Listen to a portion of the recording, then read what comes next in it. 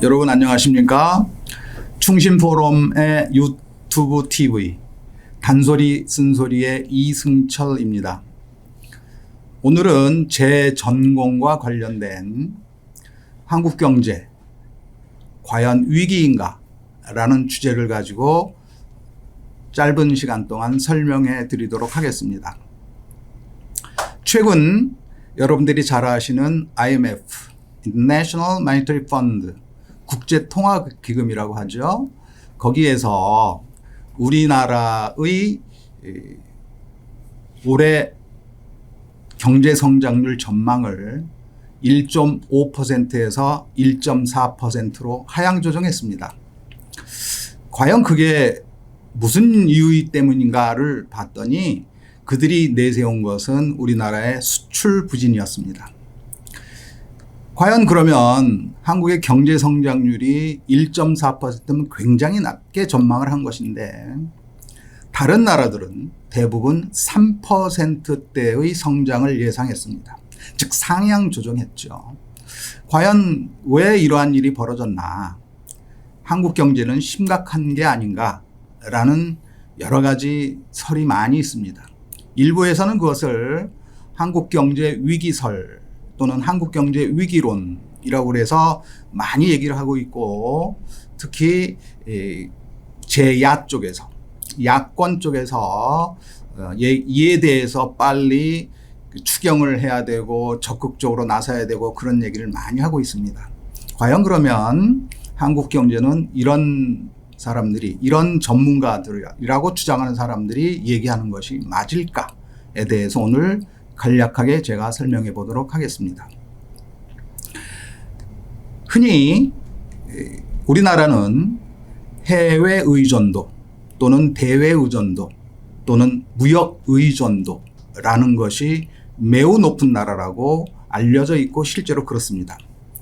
무역 의존도라는 것은 무엇이냐면 우리나라의 GDP 중에서 수출액과 수입액의 합이 차지하는 비중이 얼마인가를 나타내는 것으로서 한 나라가 해외에 의존하는 정도가 얼마나 되는가를 보여주는 지표로 여겨지고 있습니다.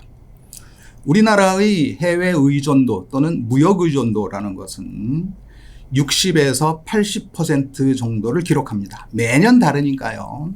매년 수출액과 수입액이 바뀌니까 일정한 비율이 될 수는 없죠.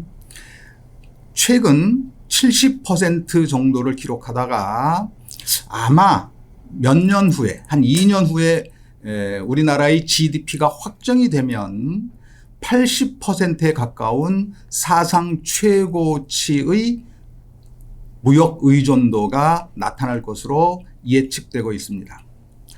자, 따라서 이렇게 무역 의존도가 높은 우리나라에서 수출이 안 되니까 GDP 중에 수출액, 이것을 우리는 수출 의존도라고 합니다.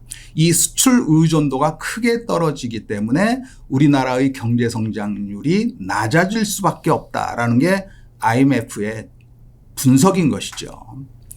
왜 그럴까를 먼저 간략하게 설명해 드리면 우리나라는 기본적으로 경제가 성장할 수 있는 기본 여건들이 좋은 편이 아닙니다.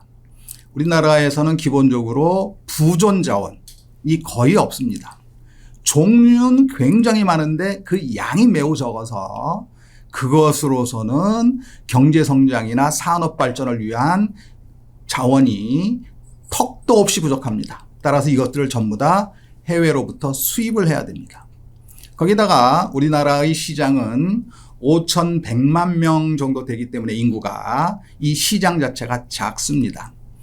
경제학에서는 독자적으로 자체 성장을 할 수 있는 인구 수를 1억 정도로 봅니다. 따라서 우리는 자체적인 시장이 협소하기 때문에 자체 시장만으로는 성장에 뚜렷한 한계가 있습니다. 이러한 기본적인 요인들 때문에 한국 경제는 어쩔 수 없이 해외로 눈을 돌릴 수밖에 없는 것이죠. 따라서 우리는 대외 의존도, 즉 수출액과 수입액이 크면 경제 성장이 잘 된다라는 일반적인 공식을 우리가 이해할 수 있게 되는 것이죠. 그것을 지금 우리가 바꿀 수 있느냐? 이건 거의 불가능하다고 보입니다. 이 주어진 여건 하에서 어떻게 성장하느냐가 더 중요한 게 돼버리는 거죠. 자, 그렇다면 우리나라의 수출이 왜 부진할까? 이에 대해서 굉장히 여러 가지가 얘기가 있습니다만 시간 관계상 오늘은 크게 두 가지만 말씀드리고자 합니다. 첫 번째는 여러분들이 잘 아시는 것처럼 반도체 산업이 전 세계적으로 극심한 불황이라는 점을 들 수가 있습니다. 우리나라의 반도체 산업은 수출에서 차지하는 비중이 굉장히 높았습니다. 26%, 심한 경우에는 약 27%까지 전체 수출에서 차지하는 비중이 차지하다가 올해는 20% 미만으로 떨어졌습니다. 즉 반도체 산업의 수출이 굉장히 적기 때문에 우리나라의 수출 총액이 급감하게 된 것이죠. 그 이유는 여러 가지가 있지만 반도체 시장에서 메모리 분야의 반도체 가격이 폭락했기 때문에 그렇습니다. 따라서 우리는 이 반도체 산업이 부진한 것 때문에 작년 특히 올해는 마이너스 성장, 반도체 산업이 그렇습니다. 할 것으로 예측되기 때문에 일단 수출이 부진합니다.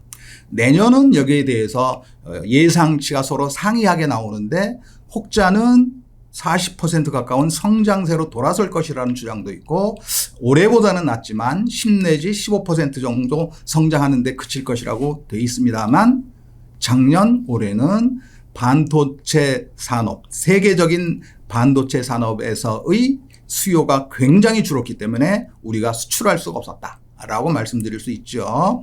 그 수출액이 굉장히 많이 줄었기 때문에 우리나라의 수출이 부진했다라고 얘기할 수 있습니다. 물론 올해 들어서 자동차 산업과 조선 산업에서의 수출이 굉장히 호황을 보이고 있기 때문에 어느 정도 커버가 되는 걸로 되어 있습니다만 아직까지는 그렇게 만만치를 않습니다. 두 번째는 대중국 수출이 부진하다라는 것입니다. 이 대중국 수출 부진에 대해서는 굉장히 많은 얘기들이 왔다 갔다 하고 있는 것이고 분석 방법도 굉장히 여러 가지가 있습니다. 자, 중국 수출이 부진하게 된 것을 가장 먼저 얘기하는 것은 그동안의 코로나19 팬데믹이라는 것이었습니다. 우리들이 알고 있는 바와 같이 우한에서 시작된 코로나19 팬데믹으로 인해서 중국이 문을 닫았죠. 그리고 중국 국내 수요가 줄었기 때문에 우리나라가 수출할 수 있는 여지가 매우 적어졌습니다. 이거는 그러면 코로나19가 끝나면 코로나19 팬데믹이 끝나면 사라져야 될 문제인데 아직 확실하게 개선되는 조짐이 보여지고 있지는 않기 때문에 우리가 코로나19 팬데믹은 가장 중요한 요인으로 보기 어렵다라는 결론에 우리가 도달할 수 있습니다. 그럼 무엇 때문에 대중국 수출이 부진할 것인가 한 것인가를 분석할 때 다시 두 가지 요인을 듭니다. 하나는 구조적 문제라고 얘기합니다. 구조적 문제라는 것은 뭐냐면 중장기적으로 어떤 현상이 생겨서 시스테믹한 문제가 생겨서 스트럭처한 문제가 생겨서 이게 안 된다라는 뜻이죠. 즉 우리나라의 수출이 중국의 구조적 문제에 부닥쳐서 안 된다라는 것인데 그 부분을 간략하게 설명드리면 첫째, 중국의 제조업에 있어서 중간재, 소재 이런 것에 대한 자체 개발 능력이 뛰어나게 많이 증가했습니다. 그 얘기는 우리나라가 그동안 수출했던 소재, 중간재 이런 것들의 수출이 제도적으로 구조적으로 줄 수밖에 없었다는 얘기죠. 따라서 그런 부분에서 우리의 수출이 어떤 한계를 보이게 되었다라는 것이고요. 두 번째는 중국은 굉장히 높은 기술 수준을 갖고 있는 나라이기도 하지만 이게 응용하는 기술, 즉 생활과 관계된 기술은 상당히 취약하다는 평가를 많이 받고 있었습니다. 여러분들이 잘 알다시피 우주 왕복선을 쏘고요. 핵 대국이기도 하고 항공모함을 하기도 하고 젠이라는 초음속 전투기를 하기도 하고 그다음에 스텔스 기능을 갖춘 비행기를 자체적으로 개발하고 있는 아주 높은 군사 항공 쪽에서는 기술 수준이 높습니다. 그러나 현실로 돌아와서 소비재 산업이나 이런 데서는 응용 기술이 굉장히 취약해서 이런 것들에 대한 해외 의존도가 높은 나라가 중국이었습니다. 그런데 요새 중국은 그런 부분에서 해외로부터 들어온 여러 가지 기업들의 기술을 적극적으로 수용 또는 모방함으로써 이런 격차를 줄였습니다. 그러다 보니까 우리나라가 수출하던 제품들, 중간재 이런 것들이 확실히 줄게 되고 소비재 수출도 어느 정도 축소할 수밖에 없는 그런 현상이 생겼다라는 것이죠. 그다음에 중국이 과거에 엄청나게 해외 부분에 의존하던 것을 내수 위주로 어느 정도 돌렸습니다. 왜냐하면 이제 그거는 팬데믹 현상도 있었지만은 중국 자체적으로 해외의 의존도를 좀 낮추는 것이 좋겠다라고 생각해서 그렇습니다. 중국의 해외 의존도는 약 40%가 안 되는 걸로 알려져 있는데 그걸 더 낮추겠다는 의미죠. 이것은 왜 그러냐면 미국과 중국과의 무역 전쟁에 기인합니다. 자, 해외에 의존한 정도가 크면 미국의 중국에 대한 영향력이 커질 수밖에 없기 때문에 그렇고 일본과 한국도 역시 마찬가지입니다. 우리나라는 과거에 중국으로 수출하는 4위 이내에 드는 나라였는데 지금 그게 6위 이하로 떨어졌습니다. 즉 이런 여러 이유 때문에 자체적으로 뭘 해결하려고 하고 해외 의존도를 낮추려고 하는 중국의 노력에 의해서 우리나라의 수출이 줄 수밖에 없었다라는 것이죠. 이상과 같은 것이 이제 구조적 요인이라고 합니다. 이걸로만 설명이 될까요? 구조적 요인은 비교적 중장기적 영향을 주는 것이기 때문에 현재 우리나라의 대중국 수출 감소를 이걸로만 설명할 수가 도저히 없습니다. 그러면 도무지 알 수 없는 또 다른 이유가 무엇인가를 분석하면 그게 바로 지금 한창 논쟁이 되고 있는 정책적 요인입니다. 이 정책적 요인이라는 것은 뭐냐? 한국이 중국에 대한 정책, 중국이 한국에 대한 정책 이런 것들이 미묘하게 갈등 관계를 빚으면서 의도적으로 수출 장려를 하지 않고 또는 수입 규제를 했다라는 뜻이죠. 중국은 미국과의 아주 중요한 전쟁 아닌 전쟁 중에 있죠. 지금 빅2, G2라고 하죠. 빅2라고 하면 1위가 미국, 2위가 중국입니다. 물론 앞으로는 인도가 빅2 안에 들 것이라는 예측이 상당히 많이 있습니다만 아직까지는 이제 그런 상태입니다. 그런데 미국과 중국은 끊임없이 헤게모니 쟁탈전을 벌이고 있는 상황이거든요. 그런데 현 정부, 윤석열 정부가 들어와서 미국과 일본에 대해서 굉장히 유연한 자세를 취하게 되면서 당연히 중국과의 관계가 소원해지게 되었죠. 일례로 미국이 중국으로 수출되는 굉장히 핵심적인 부품들이나 소재들 그리고 이런 기술들을 중국으로 수출을 하지 않도록 사실은 규제를 하고 있습니다. 이게 또한 한국에도 적용이 되는 거죠. 그러다 보니까 그런 것들에 대한 우리나라의 대중국 수출이 줄어들게 된 것이죠. 이러한 우리나라의 자세에 대해서 중국에서 한국산 소비재, 한국에 대한 문화적 상품들 이런 것들에 대한 규제 노력과 하지 않으려는 국민들 자체, 중국 국민들 자체의 성향이 반영이 되어서 우리나라의 수입을 줄여버린 거죠. 중국이 줄이니까 우리는 수출을 할 수 없게 된 것이죠. 이러한 이유가 두 번째 이유입니다. 즉 제가 지금까지 말씀드렸던 구조적 요인과 정책적 요인이 합쳐져서 중국 수출이 상당히 많이 줄어들었다라는 얘기입니다. 자, 그럼 중국 수출이 도대체 얼마나 되기에 우리나라에 그런 영향을 주느냐 하면 우리나라의 월 수출액이 중국으로의 수출이 약 100억 달러 내외입니다. 그러니까 1년으로 보면 1200억 달러, 많은 경우에는 1600억 달러까지 갔습니다. 수출만 그런 게 아니라 수입도 거기에 상하하는 것만큼이죠. 과거에는 우리가 일방적으로 중국으로부터의 수입보다는 중국으로의 수출이 많았기 때문에 항상 대중국으로 봤던 무역 수지가 흑자였습니다만 최근에는 적자입니다. 오히려 지금은 중국보다 미국으로의 수출이 올해는 훨씬 더 클 것으로 보이고요. 미국으로의 수출과 수입을 비교해 보면 우리나라가 큰 흑자를 볼 것으로 기대되고 있습니다. 일본과의 관계는 만성적으로 적자입니다.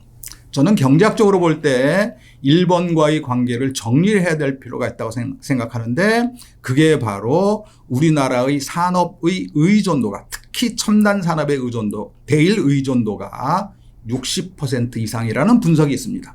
이러한 현상 때문에 우리는 이걸 줄여야 되는 것이고요. 반도체 분야에서도 우리는 수출 통해서 얻는 것과 잃는 것 이게 비슷비슷해요. 이제 그게 뭐냐면 반도체 관련 소부장 산업이라는 게 있습니다. 소재, 부품, 장비 이런 것들 산업을 소부장 산업이라고 하는데 이것들이 한국이 굉장히 수준이 상대적으로 낙후되어 있습니다. 낙후보다는 많이 떨어져 있죠. 2021년에 이어서 올해도 정부가 특화단지를 지정하면서 그중에 소부장 산업을 육성하려는 그런 산업단지를 이제 특화단지를 지정을 했거든요. 이런 것들은 단순히 몇 년 안에 되는 거 아니고 상당히 시간이 필요하기 때문에 중장기적으로 이런 것들이 잘 되면 반도체 산업이 활성화되고 그로부터 얻는 이득이 커지고 그다음에 중국과의 관계가 어느 정도 개선이 되고 이런 부분들이 해결이 된다면 우리나라의 경제는 위기는 아니라고 보여요. 위기라는 것은 항상 우리의 의심에서부터 시작이 됩니다. 우리의 의심. 우리는 여러 나라나 여러 국제기관으로부터 펀더멘털이 굉장히 강한 나라라고 되어 있습니다. 펀더멘털이라는 것은 기초가 탄탄하다라는 것이죠. 그중에서 가장 강력한 것이 바로 인력입니다. 인적 자본입니다. 인적 자본. 휴먼 캐피털이라고 하는 것인데 이 인적 자본이 한국이 굉장히 뛰어납니다. 그리고 우리의 상대적으로 긴 노동시간 그리고 우리들이 계속 노력하는 진취욕 이런 것들이 우리가 가지고 있는 굉장히 큰 펀더멘탈이고요.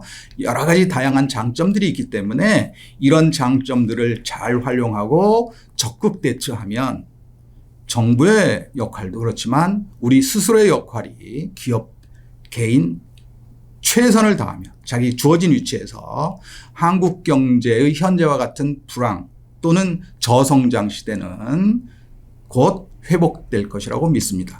한국 경제의 위기라는 것을 다들 주장하지만 그 주장의 이면에는 제대로 보지 못하고 한국 경제의 기본적인 요인, 여건을 보지 못한 부분들이 좀 있기 때문에 그런 부분을 가지고 제가 말씀을 드렸고 수출이라는 것에 초점을 두어서 한국 경제가 위기인가에 대해서 간략하게 말씀을 드렸습니다.